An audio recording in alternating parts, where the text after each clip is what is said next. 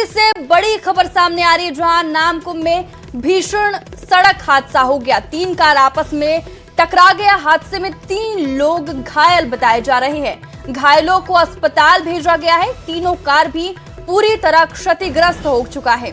नामकुम थाना क्षेत्र के टाटा रोड NH 33 पतरा टोली की ये घटना बताई जा रही है।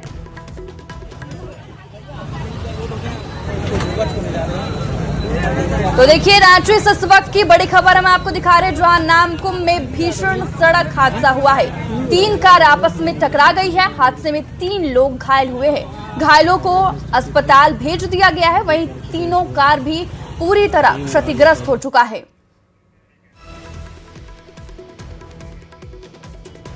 धनबाद नगर निगम चुनाव के नतीजे सामने आ गए हैं। निर्दलीय प्रत्याशी संजीव सिंह ने भारी अंतरों से जीत दर्ज की है। हालांकि आधिकारिक घोषणा होना अभी बाकी है। संजीव सिंह ने JMM समर्थित उम्मीदवार चंद्रशेखर अग्रवाल को भारी वोट के अंतर से हराया है। संजीव सिंह बीजेपी से बगावत कर चुनाव लड़े थे। संजीव सिंह ने सभी धनबाद वासियों का आभार जताते हुए धनबाद के विकास में काम करने का संकल्प लिया।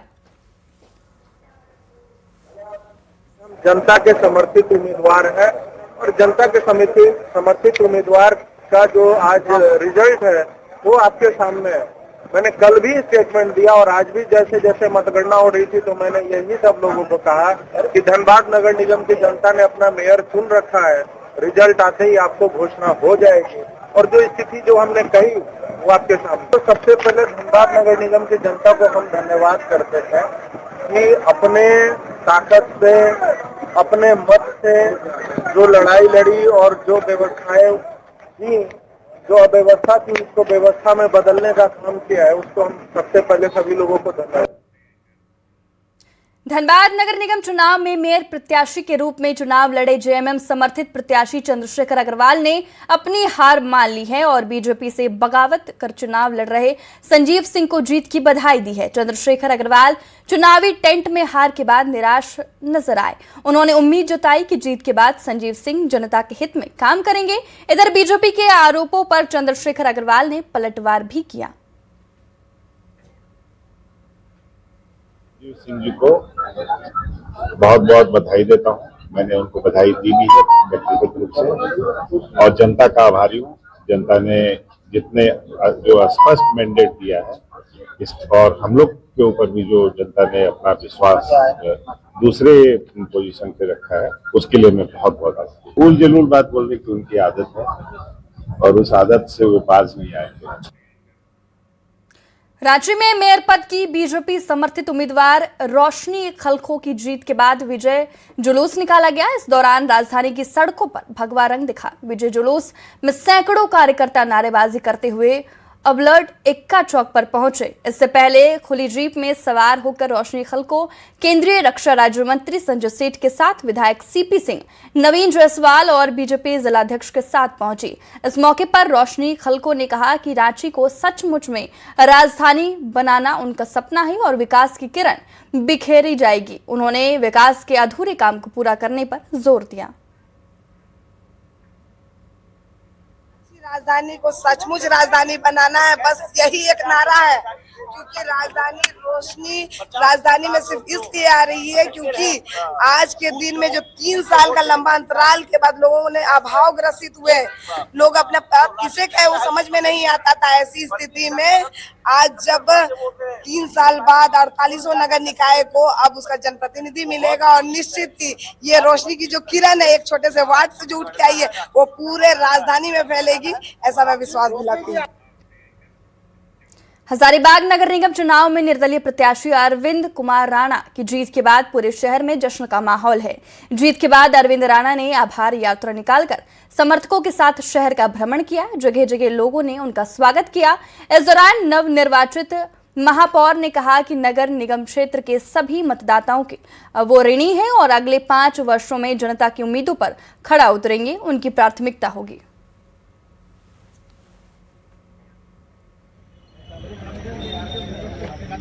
हर घर से 10 रुपया मैंने 10 रुपये भिक्षा के रूप में मांगा था ताकि मुझे आशीर्वाद मिले और उस पैसे से मैं चुनाव लड़ूं।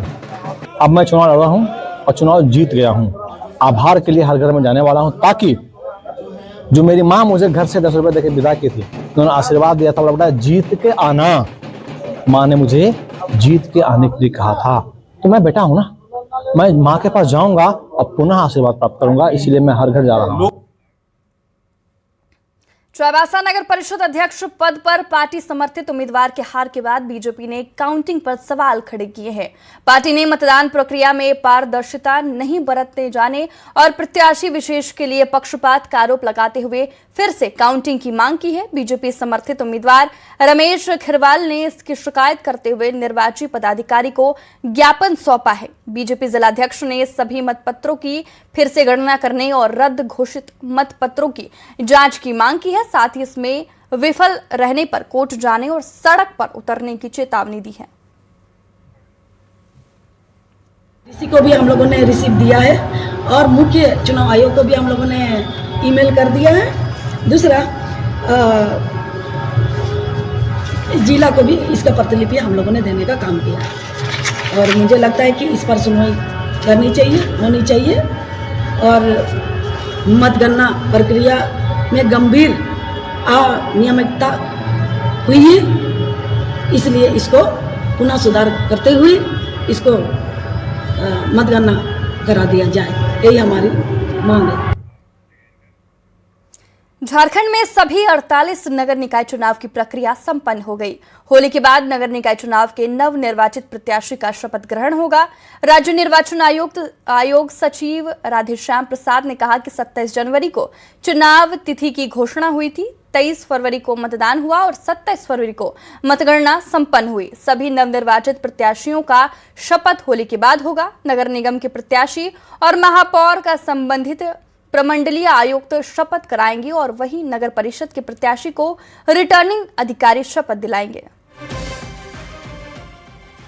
होली के बाद हम लोग जो है इसके लिए जो भी चुने हुए हैं उनके लिए शपथ ग्रहण का कार्यक्रम शुरू किया जाएगा और हर नगर पालिकाओं में जो है उप महापौर या उपाध्यक्ष का निर्वाचन भी कराया जाना है। मार्च में ही जो है हम लोग 10 से लेकर के 20 तारीख के बीच में जो है 10 मार्च से 20 मार्च तक सभी 48 नगर पालिकाओं में सभी नव चयनित महापौर और अध्यक्ष का एवं वार्ड पार्षदों का सबसे पहले शपथ ग्रहण किया जाएगा और उसी दिन जो है उनका जो है उप महापौर और उपाध्यक्ष का निर्वाचन भी कराया जाएगा।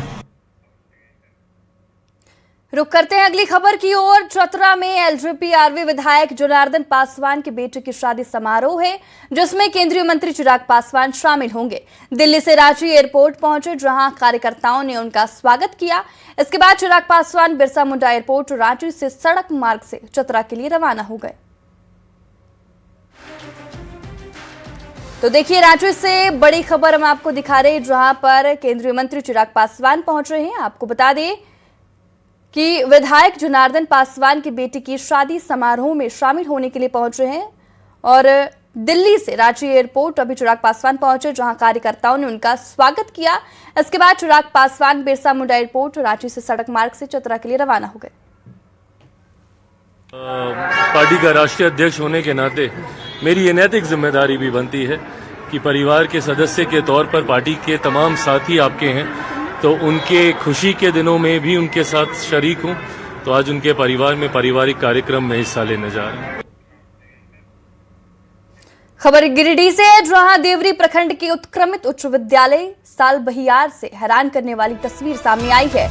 9वीं कक्षा के छात्राओं से रजिस्ट्रेशन के नाम पर 1000 से 2000 रुपए तक का वसूली करने का आरोप है। छात्राओं के मुताबिक परिजन जब शिकायत करने पहुंचे तो प्रिंसिपल ने उन्हें डरा धमकाकर स्कूल से निकाल दिया। बता दें कि झारखंड एकेडमिक काउंसिल के द्वारा लड़कियों के लिए 470 रुपए और लड़कों का 620 रुपए ही लेना है, लेकिन सभी छात्राओं से किसी 1000 तो किसी से 2000 रुपया लिया गया। वहीं प्रिंसिपल ने आरोपों को बेबुनियाद बताते हुए कहा कि बच्चों से रजिस्ट्रेशन और विकास संघ के लिए रुपया लिया गया है। कितना पैसा लिया गया था स्कूल में? 1000। पता कितना फी लेना था? नहीं पता, लेकिन अभी पता है। अच्छा, लेकिन 1000 लिया गया है? जी, 1000। 1000 पता कितना लेना है सर? नहीं पता। नहीं पता। 1000 कौन सर लिए थे? हेडमास्टर। जितना जो फीस है ना सर, कितना उसी के आधार में हम लिए हैं ना कि वैसे 2000 5000 ऐसा आप आरोप लगाएगा या बच्चा लोग कुछ बोलेगा तो ये तो ऐसा नहीं। लड़कों का 500 रुपया लेट फाइन हो जाता है ना। हम तो बोल रहे हैं सर 1000 रुपया लेट फाइन के साथ लड़कों का और 820 रुपया लेट फाइन के साथ लड़कियों का। तो ऐसा नहीं कि सभी लोग लेट फाइन करके दिया है आपके पास आवेदन? कुछ तो मैंने कुछ लेट है, कुछ तो मैंने सही। कुल कितने बच्चे हैं? कुल कितने बच्चे हैं? 77 है। 77 यानी कि 48,000 के आसपास अब विकास फंड लिए 9th क्लास से सर। अरे 48,000 कहाँ से आएगा जी सर? कैसे नहीं जोड़ेंगे बच्चों का फीस अलग है और विकास शुल्क अलग है और ये स्कूल मैंने जो जायज से लेता है उसका अलग है। और धनबाद से इस वक्त की बड़ी खबर सामने आ रही है जहां सराय ढेला में महिला ने खुदकुशी कर ली। छत से कूदकर महिला ने अपनी जान दे दी। बता दें कि घरेलू विवाद में खुदकुशी की आशंका जताई जा रही है। डॉक्टर लक्ष्मण सिंह की पत्नी मृतका की पहचान बताई जा रही है। खुदकुशी की वजह की जांच अभी जारी है। हर एंगल से जांच में पुलिस जुट गई है। तो देखिए धनबाद से इस वक्त की बड़ी खबर मैं आपको दिखा रही हूं जहां पर एक महिला ने खुदकुशी कर ली है। ये पूरा मामला धनबाद के सराय ढेला की बताई जा रही है जहां महिला ने खुदकुशी की है। छत से कूदकर महिला ने अपनी जान दे दी है। घरेलू विवाद में खुदकुशी की आशंका जताई जा रही है।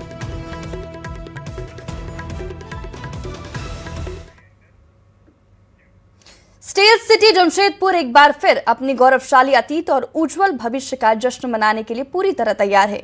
इस साल शहर 3 मार्च को आयोजित होने वाले 187वें फाउंडर्स डे को बेहद भव्य और भावनात्मक अंदाज में मनाने जा रहा है। टाटा समूह के संस्थापक जमशेद जी टाटा को समर्पित ये उत्सव न सिर्फ परंपरा है बल्कि जमशेदपुर की आत्मा से जुड़ा हुआ पर्व है। इस बार फाउंडर्स डे की theme one vision one Tata steel रखी गई है जो पूरे टाटा समूह की एकता, सोच और विकास यात्रा को दर्शाती है। इस थीम के तहत देश भर में मौजूद टाटा समूह की सभी कंपनियां और फैक्ट्रियों को फाउंडर्स डे की रोशनी और सजावट से जोड़ा जा रहा है। लेकिन खास आकर्षण का केंद्र हमेशा की तरह जमशेदपुर ही रहेगा। हर पूरा 13 किलोमीटर्स का लेंथ में entire area and also jubilee park का पूरा एरिया हम लोगों का लाइटिंग होगा। एंड उसके अलावा जैसे पोस्टल पार्क उनका अंदर भी होने के बाद पोस्टल पार्क में भी होमेज पे करेंगे। और दूसरा जैसे बताया कि इस बार रतन टाटा साहब का जो है 18 फीट पे 22 फीट का बड़ा सा एक रहेगा जिसमें हम लोग 1 लाख जो फ्लावर्स है उसके साथ उनको हम लोग डेकोरेट करेंगे। रुक करते हैं अगली खबर की ओर। रंगों के पर्व होली से पहले रेलवे स्टेशनों पर यात्रियों का दबाव लगातार बढ़ रहा है। रांची रेलवे स्टेशन पर भी लोगों की भारी भीड़ देखने को मिली। प्लेटफॉर्म नंबर 1 के बाहर लोगों की लंबी लाइन देखने को मिल रही है। यात्रियों की सुविधा के लिए स्पेशल ट्रेनें चलाई जा रही हैं।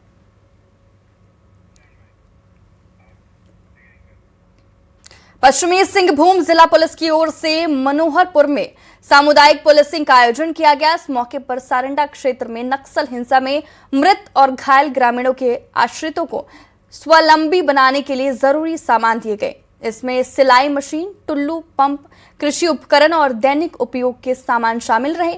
ग्रामीणों को जंगल में आईईडी बम की पहचान करने और उससे बचाव की भी जानकारी दी गई। इस मौके पर अधिकारियों ने विश्वास दिलाया कि पुलिस उनके साथ खड़ी है और हर समस्या में सहयोग करेगी।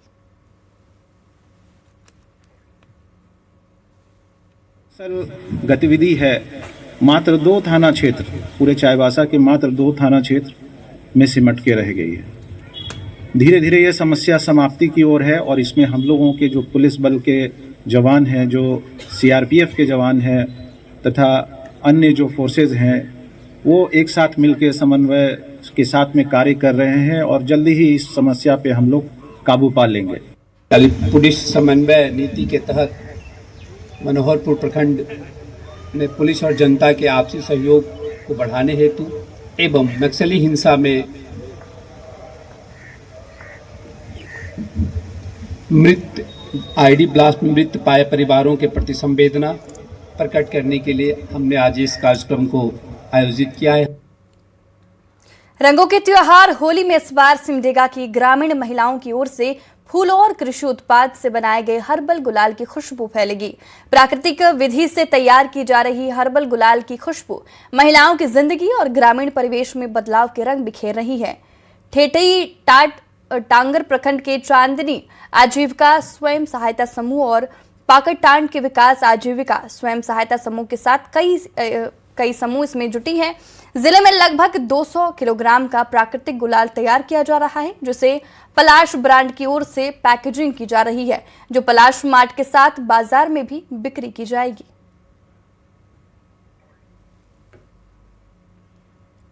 लगभग 50 किलो इसका प्रोडक्शन हुआ था। इस बार हम लोगों ने 2 क्विंटल से ज़्यादा इसको करने का लक्ष्य बनाया है और ये सिमडेगा ज़िले के विभिन्न दुकानों में भी मिलेगा। और इसके अलावा जो एक इसके टारगेटेड सेंटर्स हैं वो हमारे जो पलाश दीदी कैफ़े हैं वहाँ भी मिलेगा और जो कचहरी चौक पर एक दुकान है उसमें भी मिलेगा। तो दीदी कैफ़े जहाँ जहाँ भी हैं, चाहे वो केला घाट में हो, कोर्ट में हो, कलेक्ट्रेट बिल्डिंग में हो, तो यहाँ इन सब जगहों पर इनकी उपलब्धता रहेगी। रामगढ़ में JSLPS से जुड़ी सखी मंडल की दीदियां हर्बल अबीर गुलाल बना रही हैं, जो इसकी बाजार में खूब डिमांड है। हर्बल गुलाल को पलाश ब्रांड के इस उत्पादों को स्टॉल लगाकर बेचा जा रहा है। हर्बल अबीर गुलाल का शरीर पर किसी तरह का साइड इफेक्ट नहीं पड़ता है। अबीर गुलाल को प्राकृतिक रूप से तैयार किया जाता है। 100 ग्राम अबीर गुलाल की कीमत 30 रुपए है, जिसमें 5 रुपए की छूट भी ग्राहकों को दी जा रही है। रामगढ़ जिले में JSLPS के तहत महिलाएं समूह से जुड़ करके यहाँ पर हर्बल गुलाल रंग गुलाल बना रही है। देख सकते हैं ये पलाश का उत्पाद है जिसमें कई तरह के हर्बल कलर हैं। यहाँ पर देख सकते हैं महिलाएं यहाँ स्टॉल लगा कर के बेच रही हैं। और पूरे अगर ज़िले की हम बात करें तो 60 से अधिक महिलाएं जो हैं ये हर्बल रंग गुलाल को बना करके बाजार में बेच रही हैं। ये अच्छा खासा बिक्री भी यहाँ पर हो रहा है। घर में ही बना रहे हैं और घर का ही ये यूज कर रहे हैं सामान, कहीं बाहर का केमिकल नहीं यूज हो रहा है। पीला कलर है, उसमें है अरारोट और ये हल्दी, और जो लाल कलर है उसमें अड़हुल का फूल है और बीट है। पिछले बार भी हम खरीदे थे, जो स्किन पर किसी तरह का प्रभाव साइड इफेक्ट नहीं हुआ था और ये बहुत अच्छा है। कितने का है वो? ये 30 रुपया का है, लेकिन दीदी लोग 5 रुपया छूट करके 25 में देती 25 में दे रही है। और इससे स्किन पर कोई असर नहीं होता? कोई असर नहीं। इससे होली खोलने से कोई नुकसान नहीं। पलाश ब्रांड का है, JSLPS से जुड़ी हुई दीदियां हैं। तो आप भी आइए और इन दीदियों के बनाए हुए रंग गुलाल से होली खेलिए। इसमें किसी तरह का स्किन पे असर नहीं पड़ेगा और आप सेहतमंद होली इससे खेल सकते हैं। Javed Khan, news 18 Ramgarh. Ranchi civil court को 1 महीने में दूसरी बार बम से उड़ाने की धमकी मिली है। ईमेल से दी गई धमकी में इस बार RDX का इस्तेमाल करने की चेतावनी के बाद हड़कंप मच गया। झारखंड जगुआर की स्पेशल टीम ने पूरे कैंपस की जांच की। आखिर कौन है धमकीबाज और इस धमकी के पीछे क्या साजिश है, इसका भी पता लगाने में पुलिस टीम अब तक विफल दिख रही है। पूरी खबर इस रिपोर्ट में। धमकीबाज के निशाने पर रांची सिविल कोर्ट। बम से उड़ाने की फिर दी गई धमकी। ईमेल से धमकी देने वाले का सुराग नहीं। बड़ा सवाल, कहां छिपा है धमकीबाज?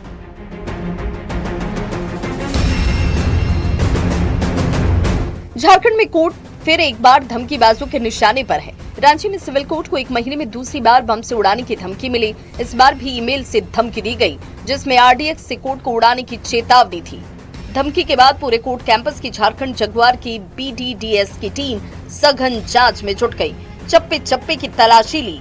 डॉग स्क्वाड के साथ बम डिटेक्टर के साथ जवान छानबीन में जुटे रहे। इस बार भी मेल के जरिए ये धमकी जो है वो भेजी गई है, जिसके बाद जो BDDS की टीम है और जो रांची पुलिस की टीम है वो मामले की जांच में जुट चुकी है। खासतौर से अगर बात करें तो इस पूरे जो सिविल कोर्ट परिसर की जो है वो बारीकी से जांच की जा रही है। BDDS की टीम जो है वो फिलहाल हर एक चीज की मौके पर जांच कर रही है। सिविल कोर्ट को लगातार मिल रही बम से उड़ाने की धमकी से न्यायिक काम पर असर पड़ रहा है। इससे वकीलों में नाराजगी दिखती है और सिम कार्ड की तरह ईमेल लेने के लिए भी आधार कार्ड अनिवार्य करने की मांगें अब उठने लगी हैं। झारखंड के सभी पुलिसकर्मी, रांची पुलिस खास तौर पर इसको केवल जाके न्यूज को वेरीफाई करने की जरूरत नहीं है। इसके पीछे जो कारण है उसको तत्काल खोजा जाए। कौन मेल आईडी भेजा है, किस मेल आईडी से आया है, कि क्या एड्रेस है, उसका पूरा पता लगाकर उसको जेल भेजा जाए। इससे पहले 6 फरवरी को रांची सिविल कोर्ट को उड़ाने की धमकी दी गई थी। सघन जांच के बाद कुछ नहीं निकला, न तो बम और न ही ईमेल भेजने वाले के सोर्स का सुराग ही पता चल सका। आखिर कौन है वो धमकीबाज जो कोर्ट का कीमती समय बर्बाद कर रहा है, पुलिस और सुरक्षा एजेंसियों को परेशान कर रहा है, साथ ही आम जनता को भी खौफ में डाल रहा है। तो देखना होगा कब तक इसके पीछे कौन जो लोग शामिल हैं उनकी पहचान कब तक हो पाती है और उसकी गिरफ्तारी कब तक हो पाती है। तो ये बड़ा सवाल है और पुलिस के लिए एक चुनौती का भी सबब है। कैमरामैन प्रभाकर के साथ ओम प्रकाश, न्यूज़ 18 रांची।